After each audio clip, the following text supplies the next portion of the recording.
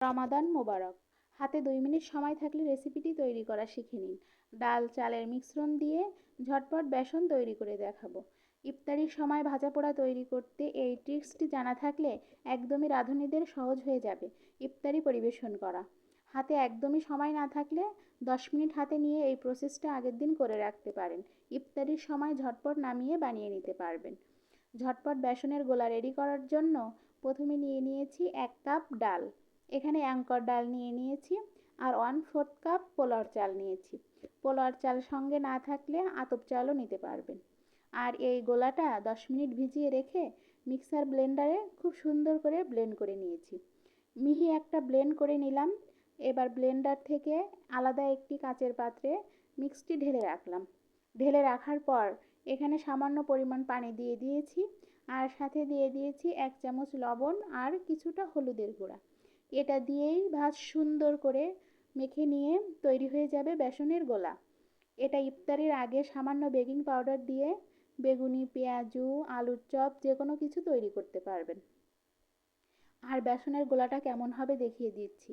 Regular প্রসেসে যেভাবে বেগুনি তৈরি করেন সেভাবেই তৈরি করলে হয়ে যাবে বেসনের গোলাটা। পুরোত্তরটা এরকম রাখলে একটা আঙ্গুল ডিপ করলে এভাবে দেখলেই বুঝতে পারবেন। প্রিয় রাঁধুনি বোনেরা, রমজানে আমাদের ভাজা পোড়া তো সবারই বাসায় তৈরি করতে হয়। এভাবে যদি সময় হাতে নিয়ে আমরা বেসনের গোলাটা আগের দিন রেডি করে রাখতে পারি, ইফতারির সময় শুধু ফ্রিজের নর্মাল থেকে বের করে ভেজে নিলেই চলবে। আর এখানে আমি অ্যাঙ্কর ডাল ব্যবহার করেছি। বাজারের কেনা অস্বাস্থ্যকর বেসন কেনার থেকে বাসায় এভাবে অ্যাঙ্কর ডাল কিনে নিজেদের প্রয়োজন মতো ইফতারি তৈরি করবেন, বাকিটা নর্মাল ফ্রিজে সংরক্ষণ করে রেখে দিতে পারবেন। এটা আপনি আগের দিন রেডি করে রাখতে পারেন, পরের দিনও এভাবে ভেজে পরিবেশন করতে পারেন। আমি এখানে সরিষার তেল দিয়ে কিছু আলুর চপ, কিছু বেগুনি আপনাদেরকে ভেজে দেখাচ্ছি। প্রিয় ভিউয়ার্স, দেখুন রান্না করার পর এই যে রেসিপিটা কতটা কালারফুল হয়েছে। বেগুনি আলুর চপগুলো দেখতে খুবই লোভনীয় লাগছে আর খেতেও খুবই সুস্বাদু হয়েছে। এভাবে বাসায় একবার তৈরি করে দেখলে বুঝতে পারবেন। আর বেগুনিটা আপনাদের একটু কাছ থেকে দেখাচ্ছি। বেগুনের কালারটা দেখেই বুঝতে পারছেন আর বেগুনি যে কতটা ক্রিস্পি হয়েছে মুখে দিলেই বুঝতে পারবেন।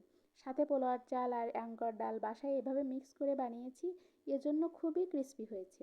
এখানে আমি কোনো ময়দা এটা সেটা অন্য কোনো কিছুই ব্যবহার করিনি। শুধু 2টা পদ্ধতিতে আপনাদেরকে দেখিয়ে দিলাম কিভাবে বাসায় গুঁড়া করার ঝামেলা ছাড়াই ইনস্ট্যান্ট বেসনের ব্যাটার রেডি করবেন। আর সেই ব্যাটার দিয়ে বেগুনি, আলুর চপ, পেঁয়াজু ইত্যাদি তৈরি করবেন।